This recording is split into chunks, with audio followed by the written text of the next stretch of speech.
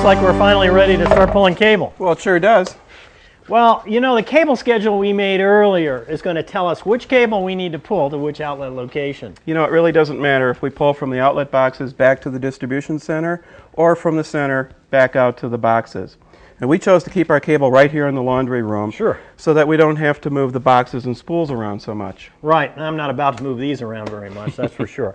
And we're going to use a variety of Genesis cable on the job. We've got 3 different colors of Cat5 for different applications.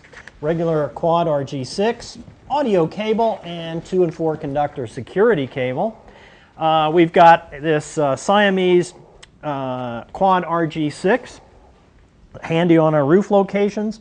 And where we need 2 Cat5 and 2 RG6 at the same outlet, we're going to pull this bundle cable. It's got all 4 inside a common jacket.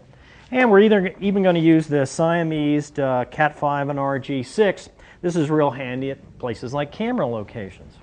For larger wire and lengths, they're going to come on big spools like this. And the easiest way to install this stuff is to hang it on a pipe temporarily on studs right near the pull location.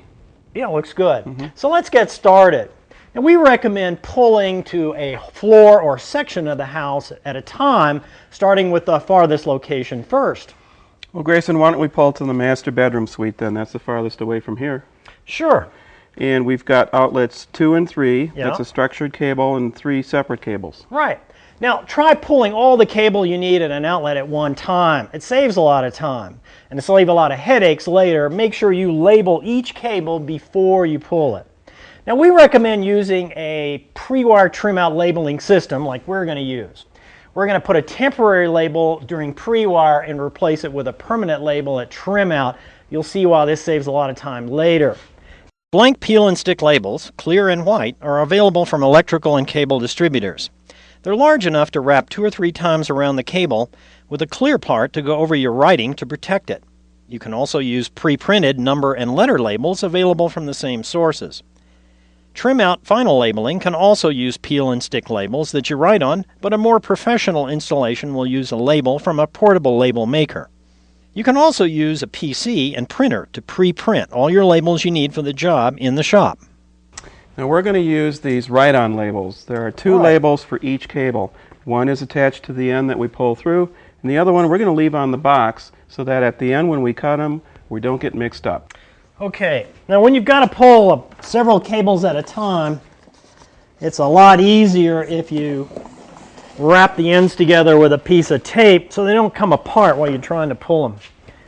Okay, we were going to use a bundle cable and 3 of these cables at a time. Let's give that a shot. Okay, here's your first label. This is the blue Cat5.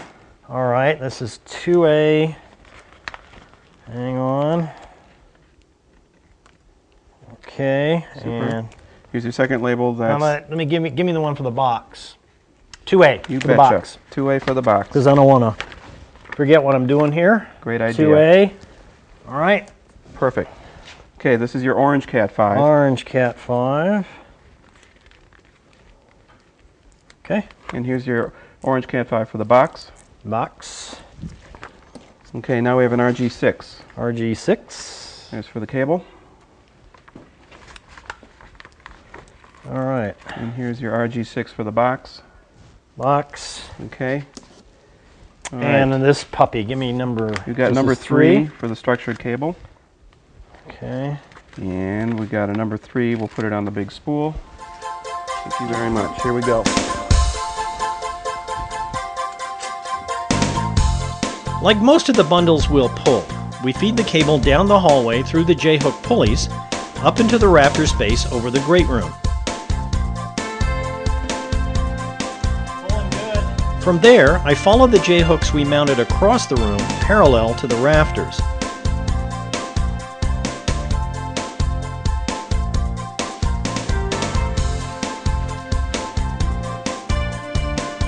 Once in the master suite, the bundle cable branches off to outlet number 2 on the east wall of the master bedroom. Once the slack is removed and I double check that the cable is run to the right location, I cut the cable to the right length and reposition the label. The remaining 2 Cat5 and the RG6 cable are routed down to outlet number 4 on the west wall of the master bedroom. After each bundle of cable is pulled, we drop the cables off the pulleys into the J-hook to get ready for the next cable pull. When the cables are pulled, Rich takes the labels from the boxes or spools and applies them to the cable, then cuts the cable with a little extra slack.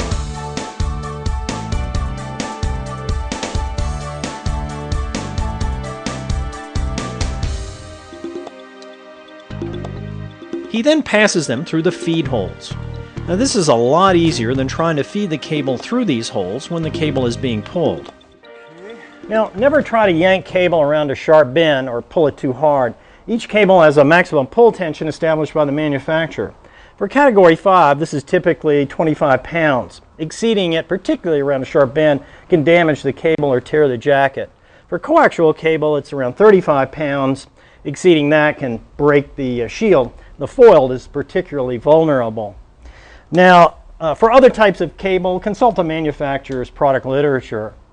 Now, when pulling across a sharp bend, either use 2 people or feed the cable like this as you go. Now, if you're pulling cable through a hole that already has cable in it, be extra careful. The friction on the rubbing jackets can possibly damage the jacket of some of the cable. Make sure there are no kinks. A kink is another example of exceeding the minimum bend radius. If a cable has been pulled with a kink, it's probably been damaged, especially coaxial cable. Play it safe and replace it.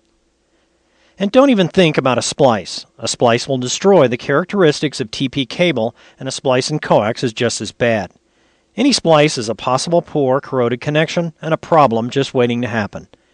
Simply make sure there's enough wire on the spool to make the run. Now, all communication cable has a recommended minimum bend radius.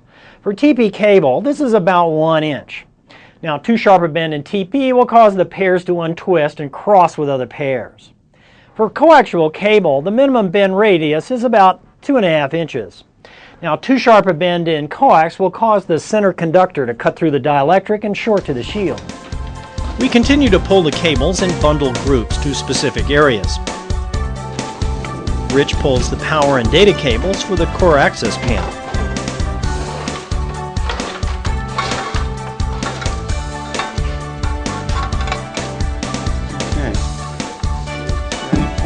Despite our best effort, it never goes quite as smooth as we try to make it look. Meanwhile, Steve pulls the cable needed for the kitchen and breakfast area across the J-hooks and the great room rafters.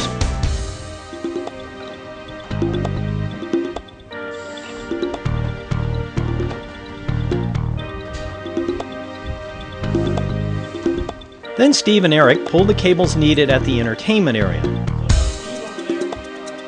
In this case, across the great room, to the far entertainment equipment shelves, and down. While Steve branches off into the master bedroom suite to pull the thermostat control cable.